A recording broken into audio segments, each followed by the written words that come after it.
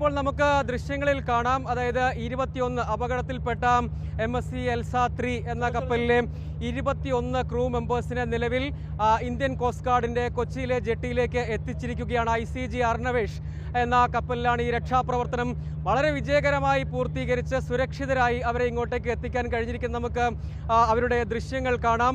കൃത്യമായ ഓപ്പറേഷൻ, അതായത് ആദ്യഘട്ടത്തിൽ ഈ ഡിസ്ട്രസ് അലേർട്ട് ലഭ്യമാകുന്നവർക്ക് ഈ കമ്പനിക്ക് കപ്പലുമായുള്ള കമ്മ്യൂണിക്കേഷൻ പൂർണ്ണമായും നഷ്ടപ്പെടുന്നു. അതിനുശേഷം നമ്മുടെ സേനാ വിഭാഗങ്ങളുടെ പിന്തുണ തേടുകയാണ് അവർ ചെയ്തത്. പിന്നാലെ നാവികസേനയും കോസ്റ്റ് ഗാർഡും ഇന്ത്യൻ കോസ്റ്റ് ഗാർഡും ചേർന്നുള്ള സംയുക്ത റെസ്ക്യൂ ഓപ്പറേഷനാണ് നടത്തിയത്.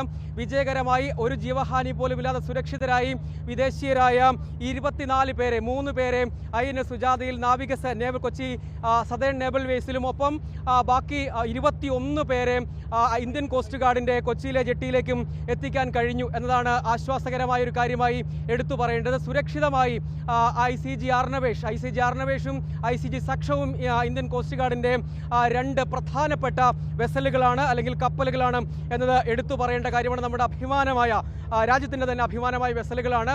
അതിലേറ്റവും വിജയകരമായ ഒരു ഓപ്പറേഷൻ, ഒരു ദൗത്യം വളരെ മികച്ച രീതിയിൽ പൂർത്തീകരിക്കാൻ നമ്മുടെ സേനാ വിഭാഗങ്ങൾക്ക് കഴിഞ്ഞിട്ടുണ്ട് എന്നതാണ് പ്രധാനമായും എടുത്തു പറയേണ്ടത്.